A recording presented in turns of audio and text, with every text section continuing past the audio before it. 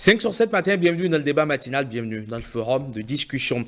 En venant au pouvoir, le président Patrice Talon a fait de la lutte contre la corruption un vrai cheval de bataille. Plusieurs réformes dans l'administration ont été opérées en limitant à une portion congrue la manipulation de l'argent. La Cour de répression des infractions économiques et du terrorisme a même été imaginée et conçue pour être le gendarme des délinquants financiers. La lutte est implacable et sans complaisance, mais de plus en plus de soupçons et de révélations de malversations font grand bruit dans l'opinion. La dernière en date, celle qui agite donc la société béninoise d'énergie électrique. Dans le forum de discussion, nous nous intéressons à cette résistance formellement opposée par certains Béninois à la lutte contre la corruption. Pourquoi et comment faire pour enfin assainir la vie publique? Nous posons la réflexion. Et puis en interactualité, alors que Evgeny Prigojine, le patron de Wagner, a défié Vladimir Poutine en mondovision, laissant transparaître donc des dissensions de plus en plus évidentes. Les États africains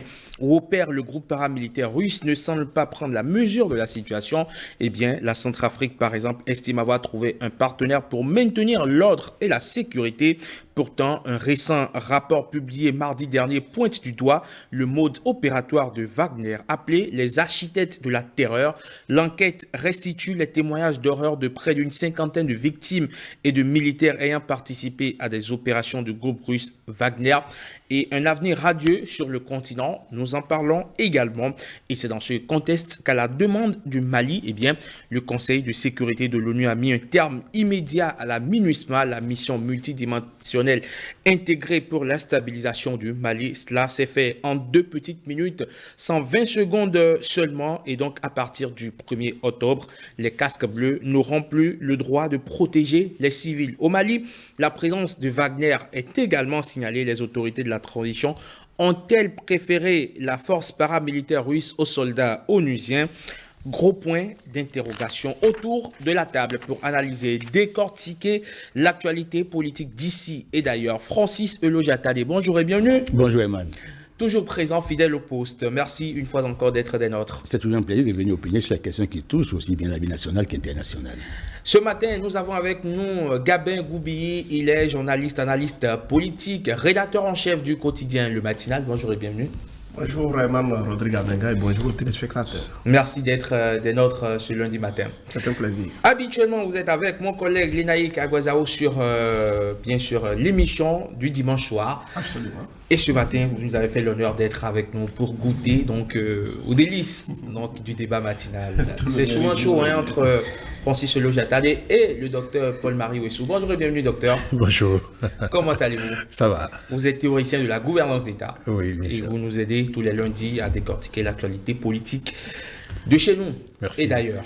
Merci d'être là ce matin, encore, docteur. Alors, on reste avec vous, docteur, pour évoquer le premier sujet, la récurrence des cas de malversation dans l'administration, malgré la menace criette qui plane au-dessus de la tête de tout le monde. On remarque finalement que, voilà, ça ne fait plus peur à personne. Ok, bon, je crois que c'est une question, en fait la corruption c'est une question de société. Et quand le chef de l'État prenait l'engagement dans son investiture en 2016 de faire de la lutte contre la corruption un cheval de bataille, bon, on a tous écarquillé les yeux, mais il s'est mis en place... cette lutte-là sous la forme que nous connaissons aujourd'hui. Et il faut porter un regard systémique sur le phénomène pour comprendre pourquoi ce mal que nous reconnaissons tous ne s'en va pas de nos pratiques. Est-ce que c'est quelques-uns qui sont encore réticents ou qui résistent, ou en fait le phénomène fait partie aujourd'hui de la façon dont notre société fonctionne. Et donc, si ça fait partie de la façon dont notre société fonctionne, est-ce que les solutions proposées permettent effectivement que ce phénomène puisse être éradiqué ou complètement disparaître, ou diminué sensiblement dans notre société. Vous savez, l'une des phases de cette lutte-là avait concerné les policiers. Je ne sais pas si aujourd'hui les policiers sont vraiment exempts de tout reproche, si nous prenons le cas. Mais l'autre facette de ce problème ou ce phénomène, c'est par exemple les concours frauduleux. Et c'est là où il faut commencer à voir la chose de façon un peu plus concrète, c'est-à-dire que lorsque le chef de l'État venait, il y avait véritablement un ras-le-bol contre ce phénomène de concours frauduleux. Et on avait dit qu'il fallait mettre fin systématiquement à ça pour que chacun de nous puisse avoir, disons, accès au concours et passer les concours dans la régularité. Mais à l'épreuve des faits, c'est qu'on a constaté que le tout premier concours organisé, bon, ça s'est passé relativement bien. Mais après cela, chaque concours qu'on a organisé a été entaché d'irrégularité et on a annulé. Ce qui est vrai, c'est que aussi on annule. Jusqu'à, je crois, récemment, où on peut dire que maintenant ça commence à aller de mieux en mieux. Alors, vous prenez d'autres secteurs, vous prenez tous les secteurs, vous verrez que la pratique reste endémique et bien sûr, il y a la criette, comme vous l'avez signalé, et il y a d'autres mesures qui sont prises pour faire chose là.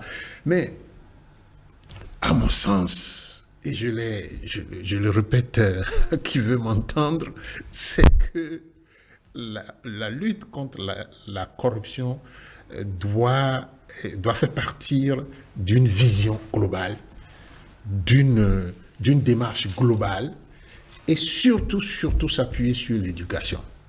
Voilà. D'accord. On va proposer en second lieu les pistes de réflexion pour essayer de circonscrire un mal qui se propage de plus en plus. Gabin Goubi, on ne peut plus douter aujourd'hui de la volonté de l'État d'éradiquer le phénomène. Mais il y a quand même des poches de résistance.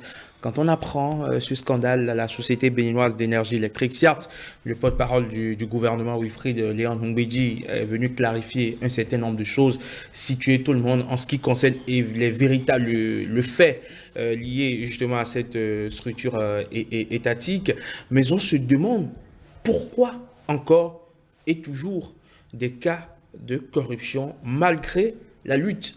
On voit des gens qui sont déposés en prison tous les jours. Si on devrait communiquer sur les dossiers traités à la criette, je pense qu'on en parlerait au quotidien. Mais à chaque fois, il y a toujours des candidats à la corruption. Il y a toujours des candidats au détournement. C'est la preuve que le mal a la peau dure et que c'est un phénomène qu'on ne saurait enrayer du jour au lendemain. Je pense qu'il serait prétentieux d'envisager un taux de corruption zéro au Bénin. D'abord, les pays qui sont passés pour des modèles en matière de lutte contre la corruption ne sont pas à un taux de 0% en matière de cette lutte-là. Vous savez, c'est un mal qui était profondément ancré dans nos habitudes. À un moment donné, notre pays était en proie à une corruption carrément endémique. Mais aujourd'hui, je pense que si on fait une lecture des choses, on se réjouit de ce que le phénomène, le fléau est en train de reculer. Il faudrait s'en tenir juste au rapport annuel publié par l'indice de perception de la corruption. Et vous verrez que le Bénin a quand même progressé, a quand même gagné quelques places au classement depuis 2015, si on s'en tient aux statistiques. C'est déjà un gage d'espoir, de crédibilité de tout ce que le gouvernement déploie. Et vous l'avez souligné depuis que le chef de l'État est là. La volonté est claire, elle est affichée de ce qu'il faut en découdre avec la corruption. C'est un mal qui a longtemps plombé les efforts menés pour le décollage du pays.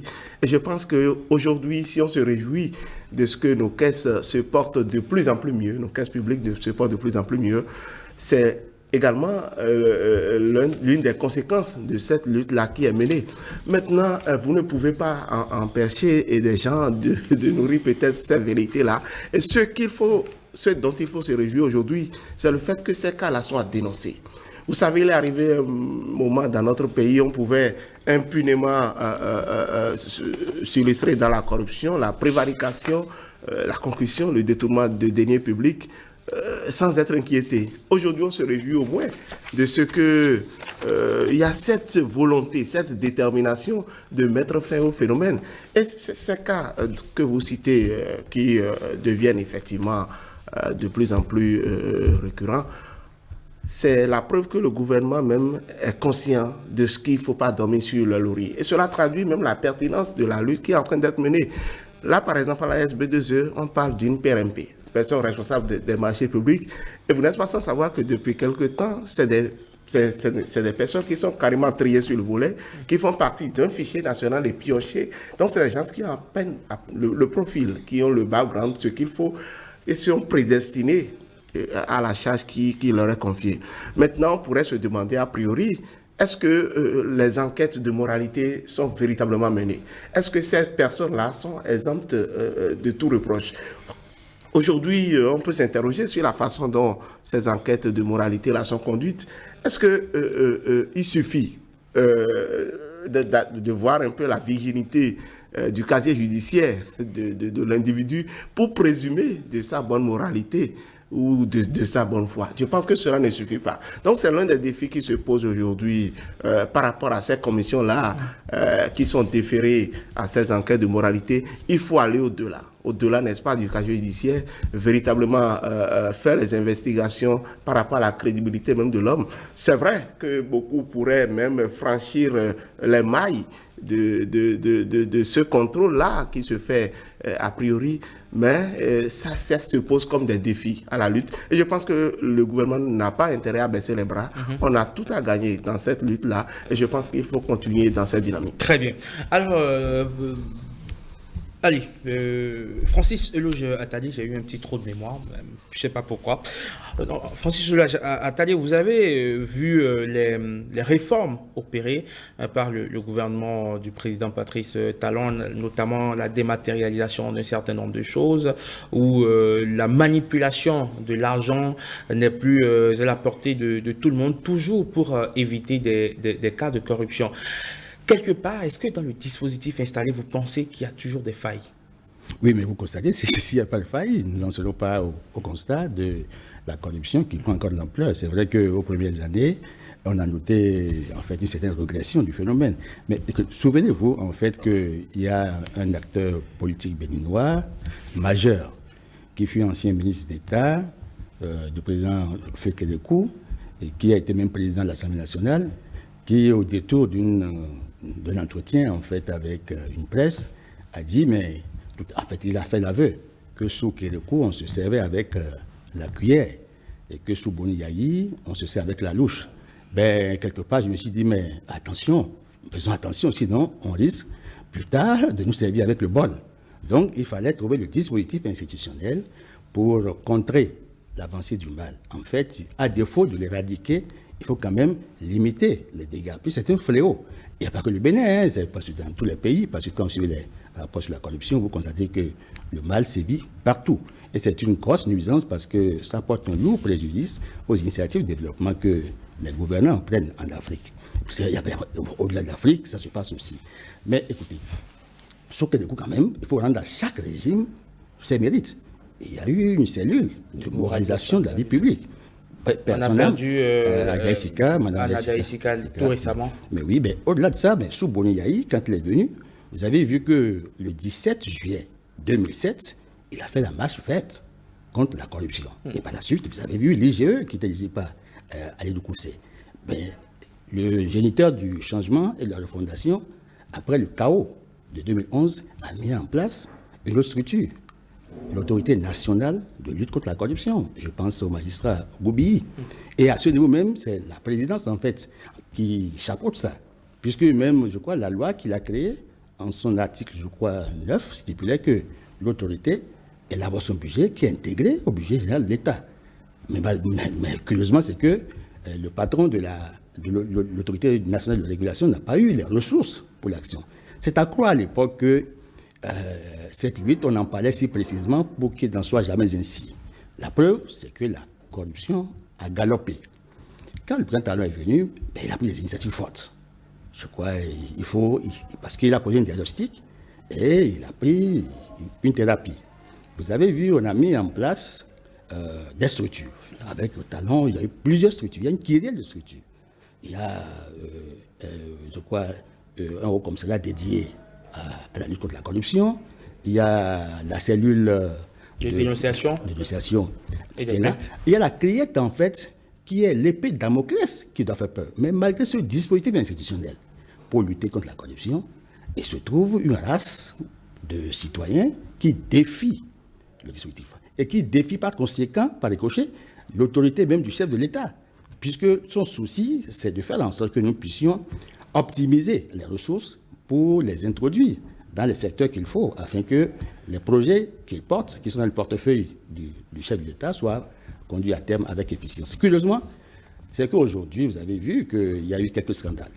Bon, il y a quelques annonces, la justice s'en charge.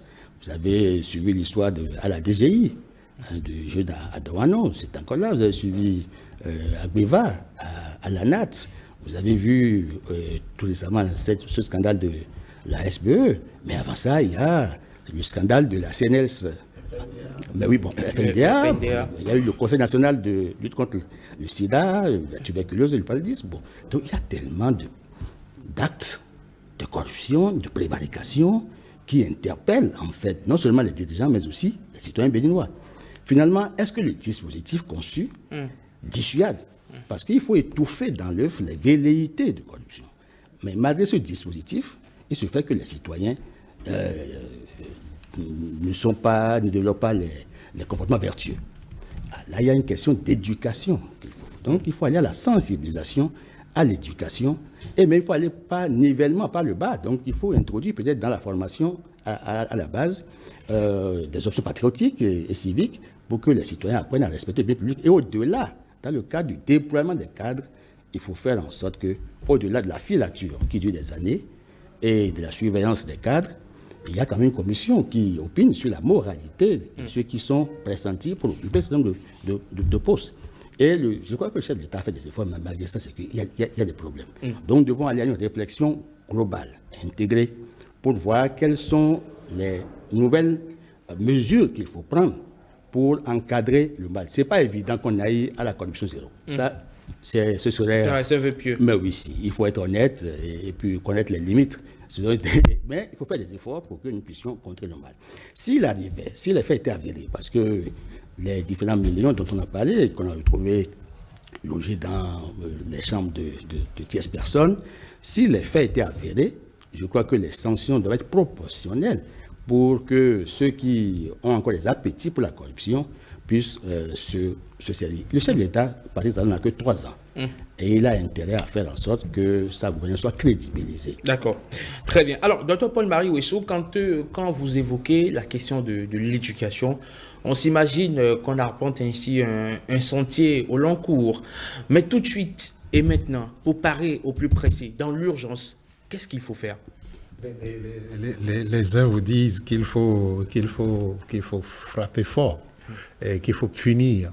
Mais c'est que cette question d'éducation est toujours remise en cause, de sorte que on ne commence jamais. Et on est toujours dans l'urgence. Et finalement, on ne commence jamais. Et vous voyez, moi, je pense que ce dont je parle en matière d'éducation, c'est vrai, il a vraiment restitué, Francis, l'évolution de cette lutte contre la corruption pour dire que ce n'est pas que sous les autres, rien n'a été fait. C'est-à-dire que sous Kérékou, il y a des choses qui ont été engagées, même si ça n'a pas abouti. Même sous Soglo, il y a des choses qui ont été engagées. Même si ça n'a pas été porté à un degré. Mais donc, c'est que sous le gouvernement actuel, nous avons donc fait un pas de plus dans la lutte, mais surtout du point de vue répression. Et donc, vous voyez que depuis qu'on a commencé le renouveau démocratique, donc on est dans la répression. Et on n'est pas dans l'éducation. Et l'éducation dont on parle, ce n'est pas... de quoi vous diront que sous Yahi Boni, on a investi beaucoup d'argent pour produire des films, pour produire des spots, pour sensibiliser contre la corruption, qu'on a fait ceci, qu'on a fait cela. Ce n'est pas de ça qu'il s'agit. Ce n'est pas vraiment de ces actions en l'air qu'il s'agit. Il s'agit de prendre... D'abord, d'assigner à notre pays, moi j'ai demandé la dernière fois à quelqu'un qui est quand même membre d'un parti politique, quelle est la vision du parti politique. Et je n'ai pas eu la réponse qu'il faut. C'est déjà là que se pose le problème. La vision de pays, disons, débarrassés de la corruption, est-ce que nous partageons ça tous? Est-ce que nous partageons cette vision-là? Et si nous la partageons, à quel degré nous partageons cela? Ce qu'ils ont souligné, qui est qu'il n'y a pas de pays sans corruption, oui, c'est vrai, parce que, écoutez, il n'y a pas de société sans délit. C'est la même chose. Il n'y a pas de société sans délit. Donc, il y aura toujours des brebis galeuses. Mais, en réalité, est-ce que la vision du chef de l'État d'avoir une société sans corruption est partagée mêmement ou tout au moins à des degrés divers par nous tous. Et sommes-nous tous engagés à aller vers ce type de société? C'est là que se pose le problème. C'est pour cela que dans ma première intervention, j'ai cité tous les domaines, bon, pas tous les domaines, mais en tout cas beaucoup de domaines pour qu'on constate qu'en fait, les actes de corruption que nous voyons, c'est-à-dire ça a éclaté et puis on dit c'est des millions et souvent maintenant c'est des milliards. Okay?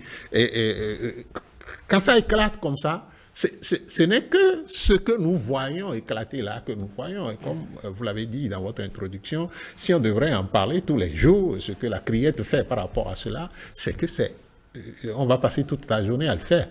Mais donc ça suppose que le phénomène ce n'est pas que c'est un phénomène où il faut une action ponctuelle et ça va être réglé. C'est vraiment une option de société que nous voulons faire et il faut éduquer. J'aime bien donner l'exemple de la télévision. Excusez-moi, mais je n'accuse pas la télévision. Mais vous voyez, quand nous étions jeunes, on avait été abreuvés par les films dont le héros est Derrick. L'inspecteur Derrick. Vous vous rappelez cela? Et pourquoi ces sociétés-là produisent ces films? Produisent les films pour éduquer, en fait, pour montrer que, quel que soit ce que vous faites ou pensez, la police a tous les moyens scientifiques, techniques et stratégiques pour vous attraper. Vous savez, ça n'a l'air de rien, mais ça éduque. Quand les émeutiers ont commencé à casser en France, il y a quelques jours, vous vous rappelez, Affaire Naël. Et le président Macron a pris la parole. Qu'est-ce qu'il a dit? Il a dit les jeux vidéo, qu'on voit ce que les jeunes là, ils jouent beaucoup aux jeux vidéo et donc ça se traduit dans les faits dans la société. Ça veut dire que les films éduquent beaucoup. Beaucoup d'autres choses peuvent éduquer si la vision, elle est partagée par toutes les composantes de la société. C'est-à-dire, par exemple, les milieux religieux, enfin, les religions, les églises, les mosquées, tous partagent la même vision. Comment dirais-je,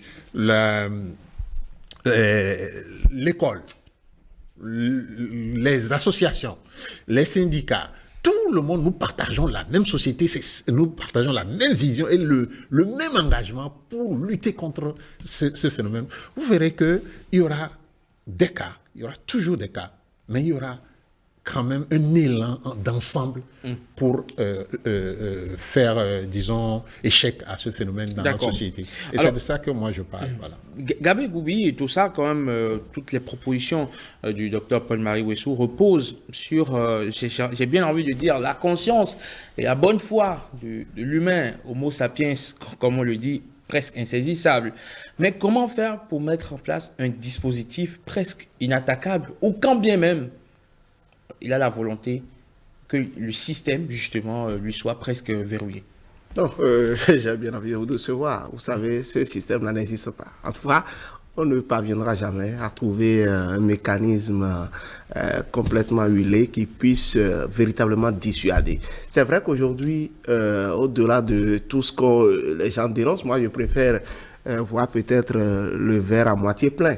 Et je me dis, il y a quelque chose de plus. Peut-être le système Talon a eu le mérite de s'inspirer des failles de tous les mécanismes qui ont été mis en place sous les précédents régimes.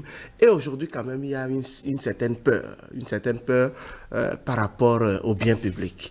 On est beaucoup plus précautionneux et beaucoup ne s'aventurent pas dans cela. On dirait, comme le disent certains, il y a une criesphobie, c'est-à-dire que la peur même d'aller là-bas avec les lourdes peines dont écopent ces auteurs convaincus d'actes de corruption et autres, fait que on est quand même beaucoup plus conscient par rapport à un certain nombre de choses. Quoi qu'on dise, le phénomène a baissé aujourd'hui. Le docteur parlait tout à l'heure du rang des policiers. Aujourd'hui, on ne peut pas dire qu'il y en a pas qui sont pas encore, qui ne s'illustrent pas encore, toujours dans des actes de corruption. Mais aujourd'hui, vous voyez que les policiers, parfois même, vous essayez même de leur tendre des miettes.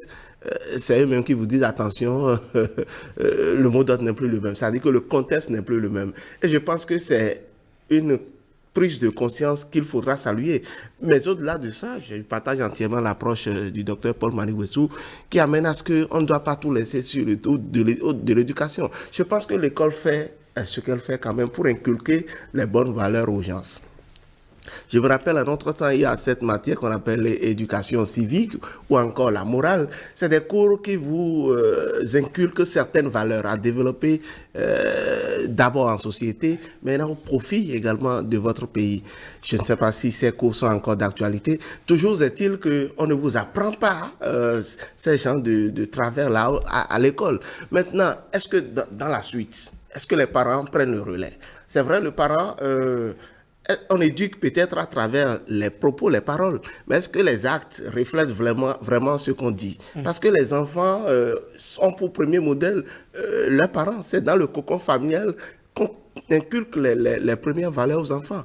Maintenant, si il a un père qui a beaucoup fait la prison, qui est peut-être attaqué tout le temps par des voisins du quartier parce que c'est lui qui s'endette le plus, c'est lui qui détourne l'argent des gens, je pense que l'enfant, pour n'avoir eu de modèle que ce papa-là, va copier ses défauts et je pense que ça va le suivre après. Dans nos partis politiques aujourd'hui, ceux qui aspirent à diriger le pays et autres, sur quoi on met l'accent dans la formation des militants.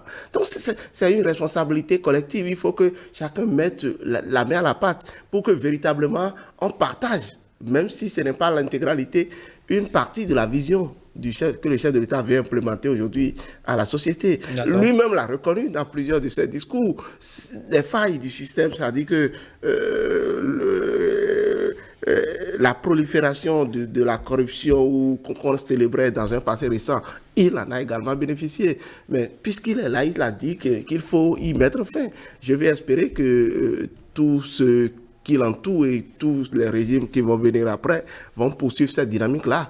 Parce qu'il suffit aujourd'hui qu'on remette en cause tout l'arsenal de répressif mis en place pour que tous les efforts qui sont faits pour maintenir quand même cette dynamique-là s'écroulent. Alors, Francis Ologe-Atalier, que faire dans un contexte sociologique où quand vous accédez à un poste politique ou quand vous accédez à un poste technique dans l'administration qui a quand même pion sur rue, tout le monde s'attend à un retour d'ascenseur, à ce que vous puissiez l'aider.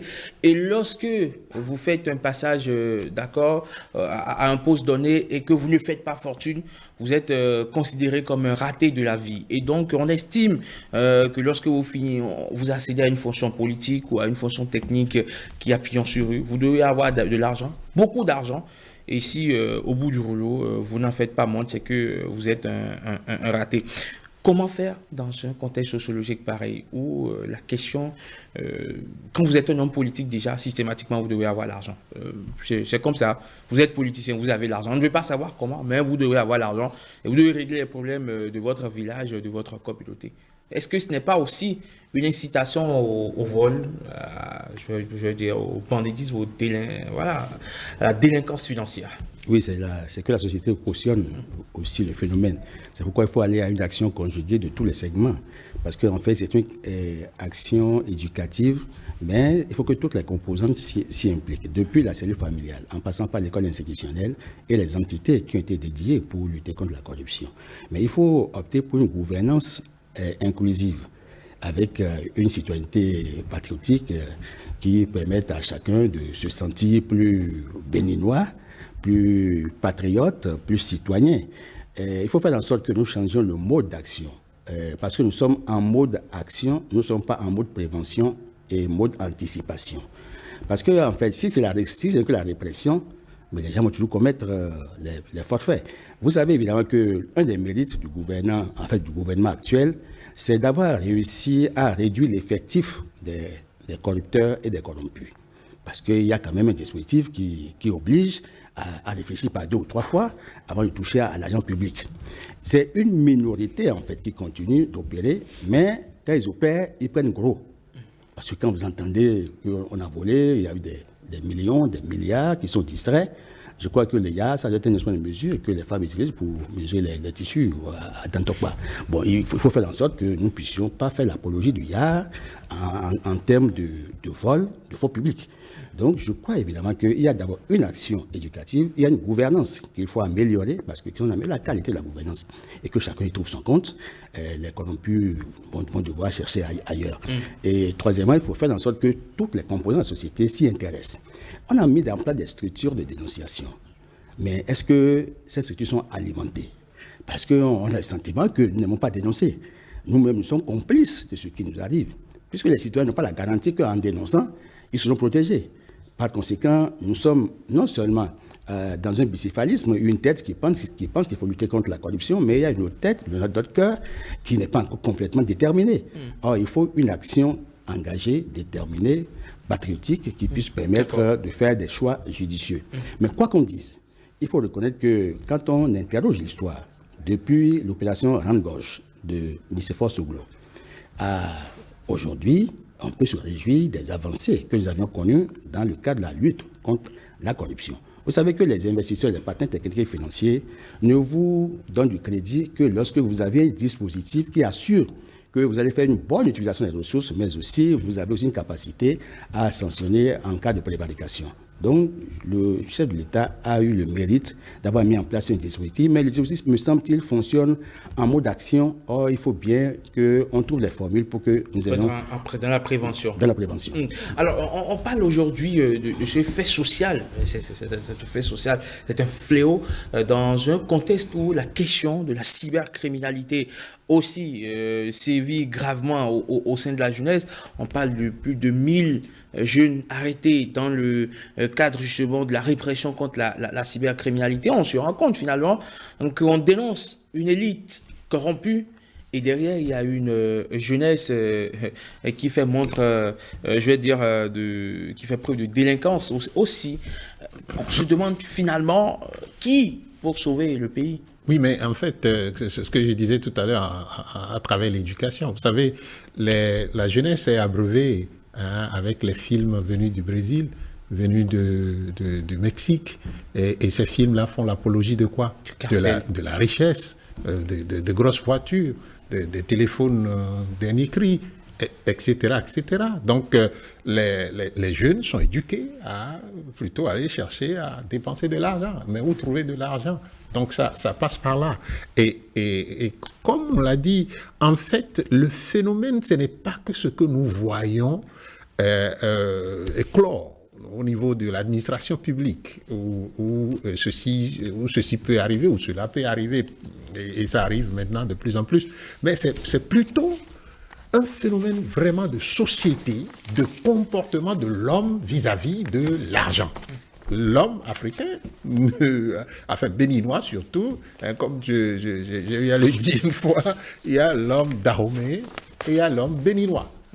Parce que notre pays, il ne faut pas oublier ces deux phases-là de l'homme Dahomey était très, très réfractaire à tout ce qui touche à la pollution de son nom, de son patronyme. Mais l'homme béninois, à la limite, se plaît pourvu qu'il y ait de l'argent pour faire ce qu'on doit faire. Et moi, je voudrais aussi toucher du doigt un aspect. Je crois que nous gagnerons cette lutte à faire. Il a parlé de la gouvernance, de la qualité de gouvernance. Je pense qu'il faut aussi faire de la gouvernance un peu transparente. Parce que la transparence, me semble-t-il, fait défaut à la gouvernance sur plusieurs points. Notamment, vous voyez par exemple, on a dit les dépenses ici. Les populations ne savent pas. On a le monument, certains en parlent, les monuments. Il y a bien de choses sur lesquelles le gouvernement peut être beaucoup plus transparent et permettre à ce que chacun, c'est vrai, nous savons que oui, on fait de la lutte, on empêche que quand on a fermé des vannes ici, des vannes là. Mais écoutez, on fait toujours des dépenses. Mais il faut communiquer aussi sur ces dépenses pour que les gens se sentent à l'aise et se disent oui, vraiment, les choses se font suivant l'orthodoxie. Mais tant qu'on n'a pas communiqué là-dessus, il y a une sorte de flou dans l'esprit des gens. Vous pensez? Ben écoutez, vous êtes citoyen comme moi. Il y a une sorte de flou dans l'esprit des gens qui entretient justement l'idée que oui, peut-être, ils se suivent, il faut que nous aussi on se suive. D'accord, voilà. Très bien. Allez, on va vous prendre l'avis des amis internautes à présent qui ont eux aussi réagi à ce débat, à ce forum de discussion à travers la question que nous leur avons adressée sur nos différents canaux digitaux. Bonjour Stanislas Soussalinko. Bonjour Rodrigue Herman Amenga, bonjour à chacun et à tous. Merci donc de nous rejoindre sur 5 sur 7 matins pour nous livrer les avis des internautes qui sans doute aussi sont tout aussi contrariés que mes invités sur le plateau. Bien sûr, beaucoup de messages là-bas sur nos différentes plateformes, je vais dire. 4 solutions essentielles se dégagent de leurs différentes interventions. Il s'agit notamment de l'amélioration des conditions de vie des vrais travailleurs, insiste-t-il. Et également, il faut notifier l'éducation, la gestion par modèle, la révision des peines à la hausse pour pouvoir décourager les fausseurs de l'économie béninoise, estime-t-il. Et c'est ce que nous allons voir à travers les avis que vous avez dûment sélectionnés pour nous. Exactement. Et le premier commentaire nous vient de notre ami Liliwanou Zakari. Selon lui, c'est la base qui est mal faite. Il faut revoir la masse salariale dans l'administration publique ainsi que les contrats, suggère notre ami Liliwanou Zakari. Vous avez raison, semble dire Jérémy Gadegbe, qui s'interroge. Combien paie-t-on aux agents de la classe moyenne, c'est-à-dire secrétaires, assistants et autres? Quand nous prenons les mairies qui ne font pas assez de recettes dans l'année, le maire est à plus de 400 000 francs CFA et les secrétaires exécutifs sont à plus de 600 000 francs CFA. Mais ceux qui travaillent le plus sont à 110 000 francs, voire 60 000 francs. Je crois que le Bénin restera le Bénin et les lois ne vont jamais résoudre le problème. Moïse Soclé abonde dans le même sens. Bonjour le plateau, écrit-il, pour remédier définitivement au détournement des fonds publics. Il faut d'abord mettre les travailleurs dans de bonnes conditions, puis les sensibiliser à travers des séances d'information sur les tests en vigueur. Bill Octave Tossenou Nyolonfou partage les précédents avis. En ces termes, bien sûr, il dit 2 solutions importantes. Oui, il faut revoir les conditions de vie des travailleurs. L'enfant qui n'est pas bien nourri va voler. Tout paiement dans la caisse de l'État doit être payé dans les banques contre une quittance. Aucun frais ne doit être payé dans les administrations publiques. Et ce sont ces banques, bien sûr, qui feront rigoureusement le point au ministère des Finances à la fin de chaque journée. Mas Opère écrit « Bonjour le plateau ». Pour remédier à ce problème, il faut repartir à la base et enseigner à nos enfants ce que c'est que le bien public. Je fais partie de ceux qui pensent que notre problème au Bénin est sociologique et il n'y a que l'éducation des jeunes qui peut changer les mauvaises habitudes. Nous sommes dans une société de plus en plus matérialiste et on a Dieu que pour les riches. Aujourd'hui, servir la République n'est plus un sacerdoce, mais une occasion pour s'enrichir très facilement et rapidement. La seule solution qui nous reste pour sortir ce pays de cet éternel problème, c'est de leur enseigner les valeurs d'éthique et de et d'intégrité. Alias Agoyon insiste, la seule solution est de commencer par enseigner l'éducation financière dans notre système éducatif. Nicolas Rontondi ne refute pas cette thèse, néanmoins il pense que pour y remédier, il faut que les dirigeants commencent par diriger par exemple et non par l'épée de Damoclès.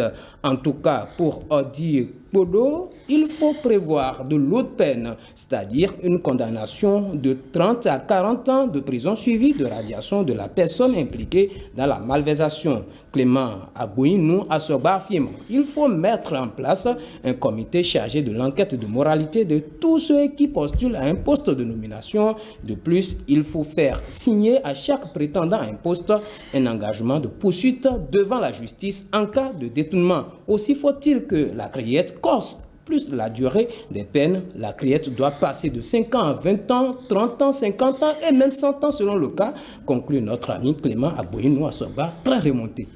Merci beaucoup, mon cher Stanislas Oussalinquon. On voit que nos amis internautes n'ont pas fait dans la dentelle. Ah oui. 30 à 40 ans dans la prison. Bien sûr, même 100 ans. Même 100 ans s'il le faut. Allez, pourquoi pas. Merci d'être passé.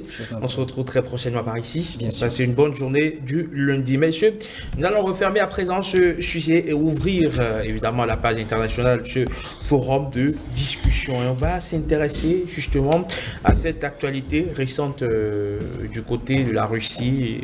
Evgeny Prigojine, hein. C'est un nom qu'on a découvert récemment, même s'il est dans le sérail depuis quand même pas mal de temps. Il est devenu tout célèbre au détour de cet affront qu'il a opposé à Vladimir Poutine. Il a porté atteinte à la toute-puissance du président russe. Mais ici, sur le continent où opère le groupe paramilitaire Gabin Goubiyi, on a l'impression que les dirigeants africains ont, je veux dire, un regard vraiment très distant de cette situation. Pour eux, ils ont la solution qu'il leur faut pour sécuriser le pays. Et tant qu'à sécuriser le pays, ça va, on peut continuer par collaborer avec un groupe paramilitaire. Il n'y a pas de problème, tranquille, on est là, on avance, on verra bien. Non, je pense qu'il faut circonscrire le problème sous deux angles majeurs. Vous savez, l'arrivée en Afrique, il y a cela une dizaine d'années, de ce groupe, cette agence de prestation de services au plan militaire et sécuritaire, est dû au fait que les Africains n'ont pas eu même les moyens de faire face aux crises sécuritaires, à la menace djihadiste et tout. Et ce qui fait que, cette force-là s'est installée. Moi, j'y vois derrière la velléité également de Kremlin de pouvoir étendre ses tentacules, d'asseoir une certaine hégémonie en Afrique. Et vous avez vu le président Macron le dire lors de son voyage au Bénin, sa visite au chef de l'État béninois, le 27 juillet 2022, que la Russie est l'une des anciennes puissances impériales. Donc, il y a de cela, au-delà même des problèmes que la France a avec la Russie, au-delà des relations chrysogènes que les deux pays entretiennent, il y a quand même une part de logique dans ce qui se dit là. Donc, si la Russie aujourd'hui a réussi à s'installer dans beaucoup de pays africains, c'est peut-être quelque part parce qu'on a une impression que les forces françaises qui étaient aux soins qui assuraient la sécurité au niveau de ces pays-là, n'étaient plus à la hauteur de la mission qui leur est confiée, ou bien que l'ordre économique, l'ordre politique ait changé dans ces pays-là. Vous avez vu aujourd'hui qu'avec les rebelles qui se sont installés à la tête du Burkina Faso et du Mali, qu'on a clairement affiché la volonté de finir avec les Français qui faisaient face à la menace djihadiste dans ces pays-là. Wagner, ce n'est pas forcément la solution parce que derrière, ça vole, ça pille les ressources naturelles de ces pays-là.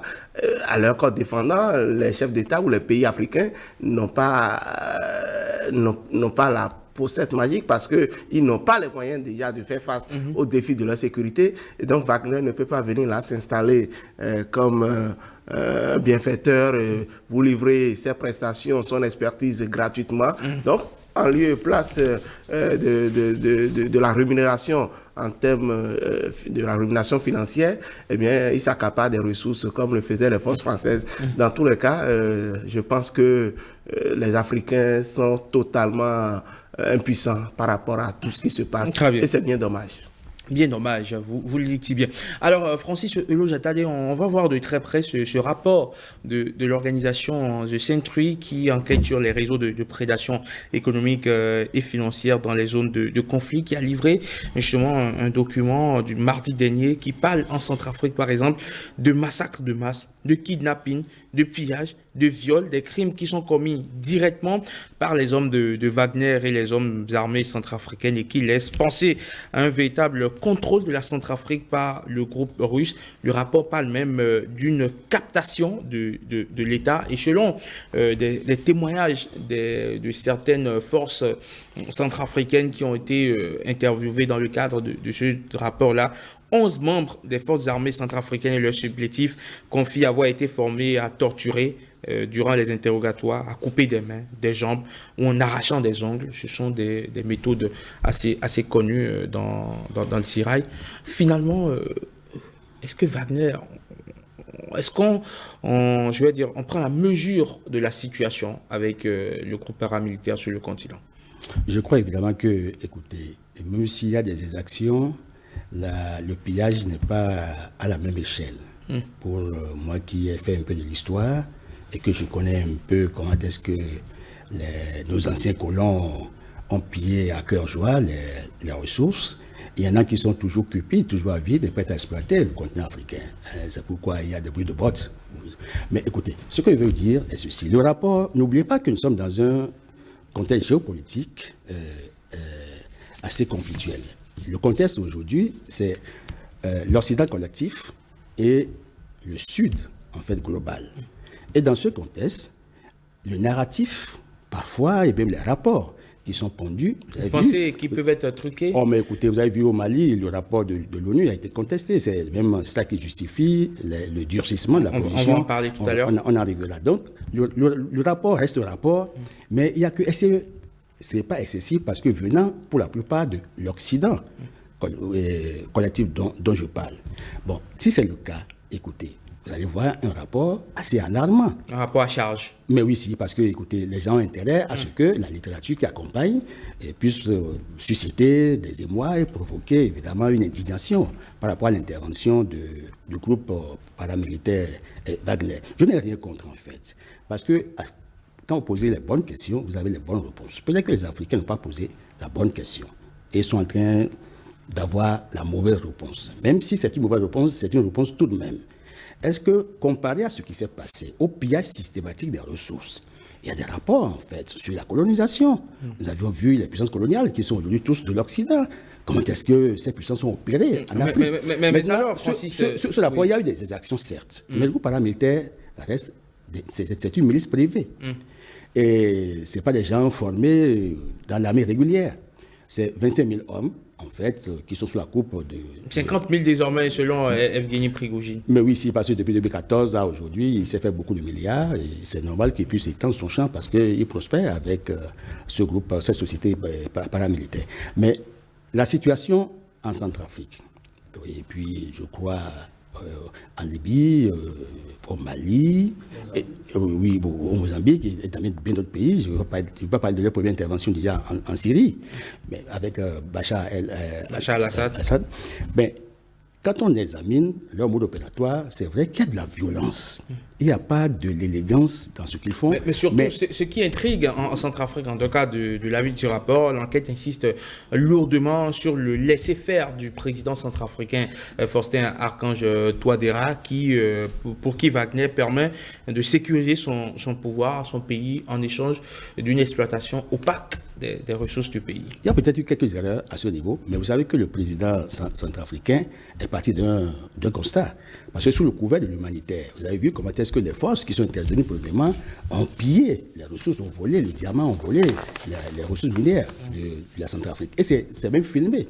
Il y a une chaîne qui a présenté ça par la suite, ils l'ont sauté le bouquet, Afrique Média, où mes amis communicants panafricains ont eu des vidéos de troupes onusiennes, notamment des soldats français qui pillaient, pratiquement ramassaient, alors qu'ils étaient allés comme force d'interposition pour assurer la sécurité et la stabilité des lieux.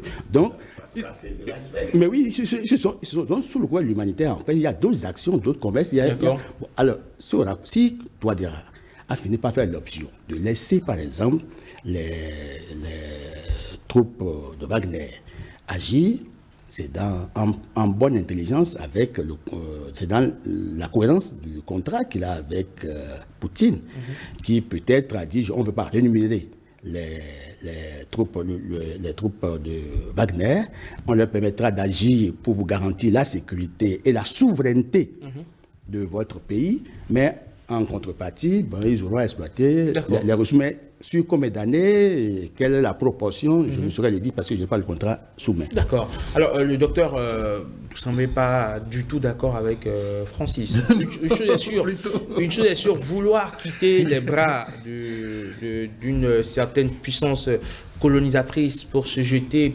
presque naïvement dans les bras d'un autre supposé protecteur, c'est pas une très bonne et réelle idée là. Non, mais je partage totalement la vie de Francis. Pour une fois, ça vient rarement sur le plateau aussi.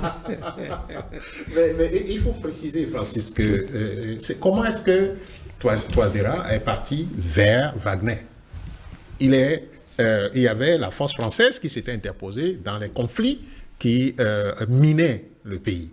Et il est allé en France pour discuter le renouvellement de la présence française en Centrafrique. Le président, il a tapé à la poste plusieurs fois avant qu'on ne le reçoive. Et quand on l'a reçu, on lui a dit, en fait, lui, il demandait plus d'armement pour pouvoir faire face à la rébellion, à la situation dans son pays. Mais on lui a dit, écoutez, nous ne pouvons pas faire grand-chose pour vous. Peut-être qu'il fallait voir du côté des Russes qui peuvent vous aider. C'est comme ça qu'il est allé c'est les Français qui ont poussé le président centrafricain à aller vers la Russie. Vous voyez? Et quand il est allé vers la Russie et que la Russie lui offre Wagner comme solution pour régler ce problème, vous voulez qu'il fasse quoi? Qu'ils disent maintenant, OK, les Français n'ont qu'à revenir et faire ce qu'ils faisaient avant, comme il l'a dit, piller le pays, piller les ressources. D'ailleurs, vous savez que la Centrafrique a fait une histoire de coup d'État sur coup d'État, soutenu par les Français, tant que les ressources c'est le Centrafrique qu'on dit maintenant, tant que les ressources du Centrafrique La Centrafrique. Non, c'est désormais le Centrafrique. Oui, ils ont demandé, et c'est justement Touadéra qui a demandé qu'on dise désormais le Centrafrique. Et donc, pour quelle motivation? Écoutez, non, il a ses motivations, mais ils ont dit. C'est l'académie qui définit en fait. Bien sûr, les orientations des déterminants ou des. Exactement. Voilà. Oui, mais dans le dictionnaire, ça n'a pas encore changé. Donc, justement, ça ne peut pas changer parce que vous connaissez ceux qui. Bon, c'est une petite parenthèse. Mais en fait, on dit désormais le Centrafrique, et bien sûr, c'est le changement intervenu. Le ou là, ça ne changera rien à ce que fait Wagner dans le pays. Non, mais c'est important de le savoir. C'est important de le savoir parce que ça fait partie aussi des attitudes que nous avons vis-à-vis des uns et des autres. Pour finir, vous voyez à peu près ce que Francis a décrit, c'est-à-dire que en fait, la France pille les ressources des pays où elle s'installe. Pour dire je défends ou je lutte contre le terrorisme. Et dans cette perspective, dès que un pays va chercher les services privés, les services d'un groupe privé pour la sécurité du pays, on crie à l'eau pour dire attention, on pille. Et c'est sur ça qu'on met l'accent le plus. D'abord, premièrement, on a dit des mercenaires. OK, des mercenaires. Et des mercenaires, ce n'est pas dans le genre de ce que nous on a connu ici en 72, je crois. Non, 77, pardon. 16 janvier. Voilà. Ce n'est pas dans le genre de ce que nous on a connu. Nous, on a été agressés carrément. Mais ici, c'est l'État qui décide d'aller solliciter les services d'un groupe privé pour assurer la sécurité parce que l'État n'a pas les moyens. Et vous vous rappelez Il a parlé de 10 ans. Non, en fait, le Wagner n'est pas encore sur le continent il y a 10 ans. Hein, c'est à peu près 3, 4, 5 ans. Hein. Oui, c'est 2018. Oui. 2018. Oui, parce que si nous ne faisons pas exactement ces précisions-là, nous n'allons pas comprendre que la France a été en Centrafrique pendant 10 ans. Sans pouvoir... l'opération Sangaris. Voilà, sans pouvoir répondre aux problèmes de sécurité en Centrafrique. Et quand le président veut s'élever dans la recherche de solutions pour ce problème de sécurité, alors on lui a demandé d'aller vers la Russie, et c'est ce que nous avons aujourd'hui. Donc le Mali, c'est la même chose. Le Mali... Justement, on va parler du cas du Mali avec Gabin Goubi. Rassurez-vous, vous aurez à opiner sur la question du Mali. Le Mali qui a demandé le retrait des forces de l'opération MINUSMA, donc de l'Organisation des Nations Unies. Ça a été voté vendredi dernier du côté du Conseil de sécurité de l'ONU. Il a juste fallu 2 petites minutes pour évacuer la question. Quelques 15 bras levés pour demander finalement pour sonner le glas de la MINUSMA au Mali. Et là encore, on soupçonne la Russie d'être derrière cette manœuvre malienne à vouloir se débarrasser de la force onusienne. Non, ce n'est pas faux. Ce n'est pas faux. Vous savez que depuis l'arrivée des militaires au pouvoir au Mali, il y a cette volonté-là de faire un reparamétrage du dispositif sécuritaire dans le pays. Et puis la France, malgré les soubresauts, malgré tout ce qu'elle a eu à faire, on a évacué les forces militaires françaises du pays. Et donc la suite, il faudrait que les forces onusiennes aussi plient bagage et tout. Parce que justement, vous savez, les problèmes que la Russie a aujourd'hui avec les autres pays qui constituent peut-être le Conseil de sécurité de l'ONU et tout. Donc, c'est dans une certaine logique que les autorités maliennes ont demandé à ce que la MINUSMA se retire. Et donc, c'est sans surprise qu'on a abouti à l'adoption de cette résolution 46-20, je crois, ou la résolution 26-40, voilà, le 30 juin passé, qui demande à ce que les forces soient retirées. Donc, aujourd'hui, il y a ce rapport de force-là. Peut-être le Mali ne veut pas éviter qu'il y ait un affrontement entre les forces d'AMISMA. Il y a ce jeu d'influence qui pourrait, n'est-ce pas, préjudicier à la mission d'assurance de la sécurité du pays. Donc il faut que les forces de l'AMISMA se retirent au profit de celles de Wagner qui ont désormais cette mission-là et qui assurent aux côtés, qui semblent pour le moment se comprendre avec les autorités maliennes, même si derrière tout ce qui est fait comme accord, on ne sait pas résolument, on n'a pas idée du contenu des clauses. D'accord. Alors Francis Lejatadio, on sait que le nord du Mali est toujours presque un no man's land toujours pour l'État malien, malgré cette opération quand même de la MINUSMA, cette force multidimensionnelle intégrée, voilà, pour la mission multidimensionnelle intégrée pour la stabilisation du Mali. On a l'impression que le Mali n'a pas pu retrouver son nord. Pensez-vous que les forces paramilitaires pourront aller conquérir cette région du pays? D'abord, il faut saluer la mesure parce que c'est un acte de courage. Vous pensez? Oui, c'est un acte de courage et puis c'est un acte patriotique, c'est un acte politique majeur. Et c'est une première dans les annales de l'histoire de l'ONU qu'un pays défie en fait les forces onusiennes. Et vous avez vu que c'est depuis 2013 qu'ils étaient là. De 2013 à aujourd'hui, il y a quand même 10 résolutions de l'ONU. Vous avez vu que la force présente, ils sont évalués, je crois, à 15 056 soldats, y compris les civils. Mais malgré ça, ils n'ont pas pu présenter de résultats. Vous savez qu'en fait, ils interviennent dans le centre et dans le nord. Or, la situation ne s'est pas améliorée. Pour tout ce que j'ai eu comme rapport, c'est qu'il y a eu des tueries, des pillages, il y a eu des destructions massives. Bon, donc, au bilan, c'est que cette force n'a pas été très utile. Et les jeunes qui sont au pouvoir, en fait, un et l'autre, ils ont réinitialisé leur logiciel. Parce que si vous êtes toujours embrigadé, il semble qu'ils ont sauté les verrous. Et là, ils sont plus libres, mentalement parlant, parce que c'est des gens qui sont des patriotes, des nationalistes, et qui voient leur pays autrement.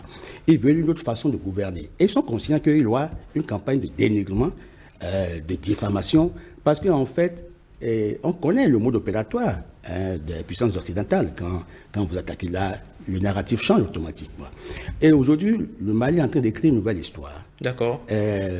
C'est une histoire souverainiste, c'est vrai, mais est-ce que les Maliens vont réussir à combler le vide? Parce que c'est quand même... C'est ça la grosse question aujourd'hui. C'est ça la question. Mais depuis un moment, il faut avouer qu'ils ont été suréquipés. D'accord. Et l'équipement qui est dédié à la lutte contre le terrorisme, parce que le mal, en fait, c'est le terrorisme. L'équipement qui est dédié à cela, ils l'ont, et avec la cohésion nationale, ils vont réussir à contrer l'avancée terroriste pour libérer notamment le centre et le sud, qui sont quand même des zones... Et le nord, oui, le centre et le nord, qui sont des zones stratégiques, et surtout le nord, en fait, qui regorge d'immenses richesses. Et c'est en cela que je dis que l'appétence, par exemple, pour le diamant en Centrafrique, c'est depuis Bokassa et jusqu'à Destin. Et c'est ça fait que les Français n'ont jamais oublié que les richesses de l'Afrique, en fait, sont un patrimoine à ne pas lâcher. D'accord, très bien. Alors, Dr Paul-Marie Ouessou, est-ce que là, on n'est pas en train aussi de créer un autre précédent en offrant le terreau fertile aux groupes paramilitaires